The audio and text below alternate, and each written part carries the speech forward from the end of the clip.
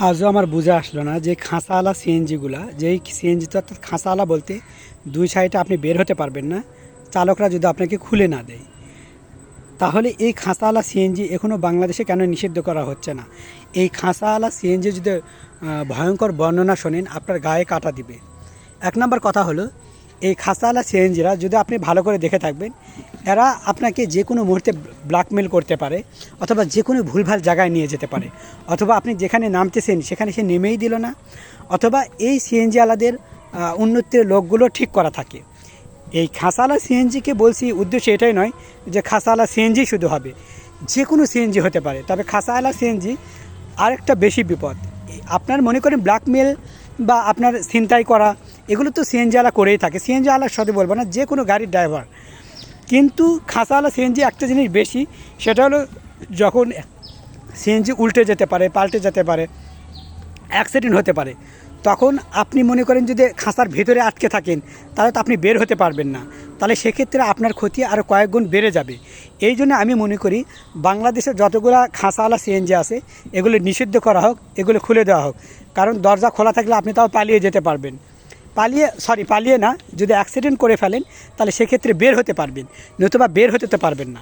এবার আসি মূল কথায়। মূল কথা হলো, আপনি দেখে থাকবেন যে সিএনজিওয়ালা কক্সবাজার বলেন, সিলেট বলেন, যে কোনো জায়গায় সিএনজিওয়ালা আপনি 10-20 টাকার ভাড়া, হঠাৎ করে আপনি যেহেতু নতুন কোনো জায়গায় গিয়েছেন বলবে রিজার্ভ নেন, রিজার্ভ নিয়ে গেলে অনেক ভালো হবে। আর বিশেষ করে কক্সবাজারে এত বেশি পরিমাণ ভাড়া যা বলার মতো না, মানে গলা কাটার মতো। ভাই 10 টাকার ভাড়া, 20 টাকার ভাড়া মেনে নিলাম, সেই ভাড়া কীভাবে মানে সিএনজিওয়ালারা 400-200 এরকম চায়। বিশেষ করে আমি কক্সবাজারে গিয়ে একটা মোটরসাইকেল আছে, দুই সাইডে ওঠা যায় আর কি, ও আমাকে বলে কি এই জায়গা সেই জায়গা, মানে কী যেন নাম বলছে, ইনানি বীজ, কাঁকড়া বীজ, কী যেন বীজ বলে বলছে যে যাক এতগুলো নিয়ে যাব, তো কত টাকা দিতে হবে? তো বলছে ওঠেন, সবচেয়ে কম দামে নিব। তা আমি বলছি কম দামে নেবে, যাক উঠে গেলাম, যেহেতু দামাদামি বলছে কম দাম নিব। বিশ্বাস করেন 2 মিনিটই মনে হয় ঘোরায়নি। তা আমাকে বলছে কি যে আমি বললাম কত হয়েছে? কয় 400 টাকা, তো আপনি 350 টাকা দেন। আমি বলছি 400 টাকা মানে আমরা যদি একটা গাড়িতে যাই 50 টাকার যদি গাড়ি যায়, ও মাইলকে মাইল নিয়ে যায়।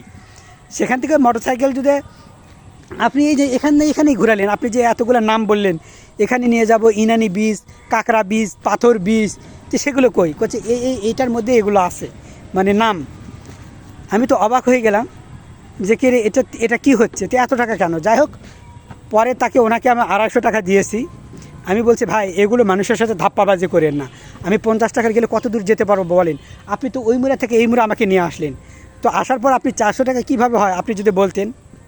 তো এইরকম অবস্থা, আপনারা যে কোনো জায়গায় যাবেন, এটাই কি আপনার কম? ও আমি আরেকটা কথা বলছি, আপনারা নিজেই বলছেন যে কম টাকা নিব, তাহলে এটাই কি কম বলেন? আপনি যেই জায়গায় ঘুরাইছেন এটা তো 5 টাকারও না। 5 টাকা দিয়ে যদি আমি ভ্যানে চড়ে এক জায়গা থেকে আরেক জায়গায় যাই, এর চেয়ে অনেক গুণ বেশি জায়গায় যেতে পারবো। এই কক্সবাজারে মোটরসাইকেল যেগুলো, এই যে যারা এগুলো কাজ করছে, এটা বন্ধ করে দেওয়া দরকার আমি মনে করি। কারণ হলো, কোথায় 400 টাকা আর কোথায় 5 টাকার ভাড়াও হবে না। ওই একটা পাক দিছে আমাকে, ওখান থেকে ওইখানেই, বেশি মানে জায়গায় নয়। যারা আপনারা কক্সবাজারে গেছেন বা সেই মোটরসাইকেলে উঠছেন তারা আপনারা বলতে পারবেন। একটু ঘুরিয়ে বলে 400 টাকা, তা আমি বলছি আপনারা বললেন কমেই কি 400? শেষমেশ 250 টাকা তবুও তাকে দিয়েছি, যেহেতু মানে অন্য জায়গায় নতুন জায়গায় আসছি, এদের সাথে তো ঝামেলা করে লাভ নেই। তো এরকম বলতেছি, যাই হোক সেটা আলাদা সাবজেক্ট। এখন মূল কথা আসি। মূল কথা হলো, কোনো ড্রাইভারকে এই যে মোবাইল আছে, মোবাইল ব্যবহার করা দেওয়া, মোবাইল ড্রাইভিং অবস্থা, অর্থাৎ গাড়ি চালানো অবস্থায় কেউ যেন ফোনে কথা না বলে। কারণ এটা আরও বড় বিপজ্জনক। আপনাকে যখন তোলার পর যদি দেখেন ফোনে কথা বলছে, ভাই তার মানে আপনার খবর আছে, বুঝতে পারছেন? হ্যাঁ, অনেক সময় দেখা যায় ফোন আসে। আমার কথা হলো, আমাদের বাংলাদেশে নিয়ম আছে যে ড্রাইভিং করা অবস্থায়, গাড়ি চালানো অবস্থায় ফোন ব্যবহার করা যাবে না। এরপরেও কেন ফোন ব্যবহার করে বলেন তো? আজকাল এই যে ছিনতাইকারীগুলো ঘটছে একের পর এক, আপনি কি জানেন যে এই ছিনতাইকারীর পিছনে ড্রাইভারদের হাত আছে? হ্যাঁ, অনেক সব ড্রাইভারের কথা বলছি না। যেরকম আমরা কিছুদিন আগে একটা ভিডিও দেখলাম যে একটা ড্রাইভার, এই ছিনতাইকারীরা যারা ডাকাত দল অ্যাটাক করছে, আক্রমণ করছে, উনি জোরে চালিয়ে নিয়ে চলে গেছেন। তো ওই ড্রাইভারকে আমি স্যালুট জানাই। কারণ হলো, একটা কতগুলো যাত্রী থাকে একটা বাসে, বা একটা কতগুলো কেন, একজনও যদি মানুষ থাকে সেটা তো মানুষ নাকি? একজনই মানুষই কেন বিপদে পড়বে? এই জন্য বলছি যে চালক অবস্থায় কোনো ফোন থাকা যাবে না। এর কারণ হলো, আমার ফুপি ঢাকা থেকে আসছে।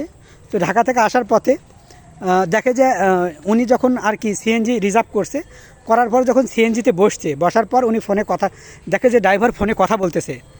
আমার ফুপির কাছে টাকা ছিল আর কি, যাই হোক টাকার অ্যামাউন্টটা বললাম না, টাকা ছিল আর কি। তখন আমার ফুপি ছিল, আমার ফুপির ছেলে ছিল, আমার ফুফাতো ভাই আর কি, দুইজন।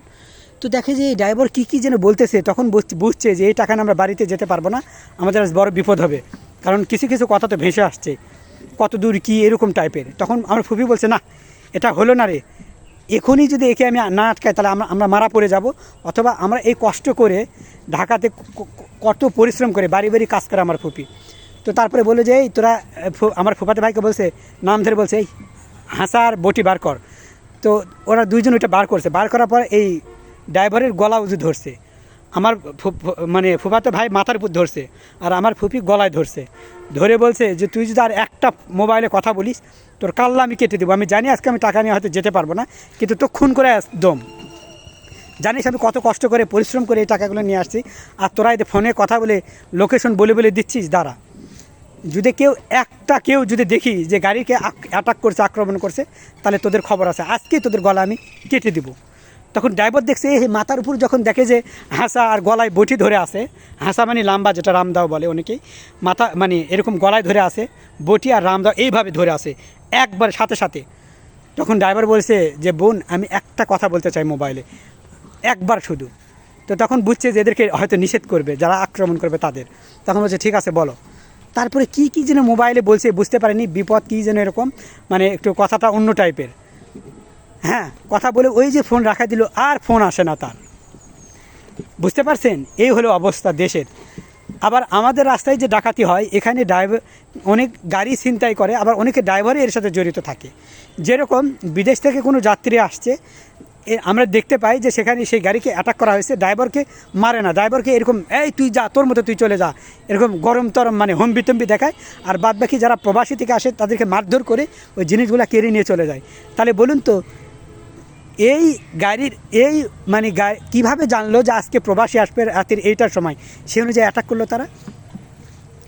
আপনারা ভালো করে বোঝেন যে আজকে যে প্রবাসী আসবে বা বিদেশ থেকে লোক আসবে, এটা ছিনতাইকারীরা কীভাবে জানলো আপনি বলেন? অনেক রাত হয়ে গেছে, ধরে রাত 3টা বাজে বা 2টা বাজে, সেই সময় ডাকাতেরও একটা সিস্টেম থাকে, যেহেতু গাড়ি সচরাচর চলে কয়টা পর্যন্ত, রাত 10টা পর্যন্ত। তো 10টা 11টা পর্যন্ত বা 12টা পর্যন্ত তারা এই ডাকাতের কাজে লিপ্ত থাকে, ডাকাতি কাজে, গাড়ি ছিনতাই বলেন বা কাউকে মারা বলেন, এই টাকা পয়সা কেড়ে নেওয়া বলেন, এগুলোর জন্য তারা কিন্তু এটা বসে থাকে। তো যখন 12টা হয়ে যায় তখন তার কোনো গাড়ি চলাচল করে না, তো তখন তারা কিন্তু নিজ বাড়িতে চলে যায়। কিন্তু আফসোসের বিষয় হলো, যখন বিদেশ থেকে কোনো মানুষ আসে, দেখা যাচ্ছে রাত 2টা বাজে 3টা বাজে, এটা তো আর ডাকাতিরা জানে না যে আজ কে আসবে। তারা কিভাবে জানলো? ঠিক বিদেশ থেকে লোকজনের উপরে আক্রমণ করা হয় এবং আক্রমণ করে তাদের জিনিসপাতি কেড়ে নেওয়া হয়। তা আমার মনে হয় যে এখানে ড্রাইভারও থাকতে পারে এর সাথে যুক্ত। এই জন্য কোনো ড্রাইভারকে মোবাইল ব্যবহার করা যাবে না। আর বিশেষ করে ভাড়ার ক্ষেত্রে আমি মনে করি সব জায়গায় চার্টে উল্লেখ থাকবে যে এত টাকা বাসে ভাড়া, এবং সিএনজিতে তার থেকে 2-1 টাকা কিছু টাকা কম বেশি হতে পারে, রিক্সা তার চেয়ে কিছু টাকা বেশি হতে পারে। তার মানে এই নয় যে 10 টাকার ভাড়া আপনারা 100 টাকা নেবেন, 50 টাকা নেবেন। 10 টাকার যদি বাসে ভাড়া হয়, আপনাদের আমি মনে করি রিক্সাওয়ালাদের ভাড়া 30 টাকার উপরে কোনো ভাড়া করা যাবে না। হ্যাঁ, তাদের একটা জায়গা থাকবে নির্দিষ্ট, যে আপনি 30 টাকা দিয়ে এত দূর পর্যন্ত নিয়ে যেতে পারবেন, এরপরে না, বা 20 টাকা বা সর্বোচ্চ 50 টাকা, এর উপরে রিক্সা ভাড়া হওয়া যায় না।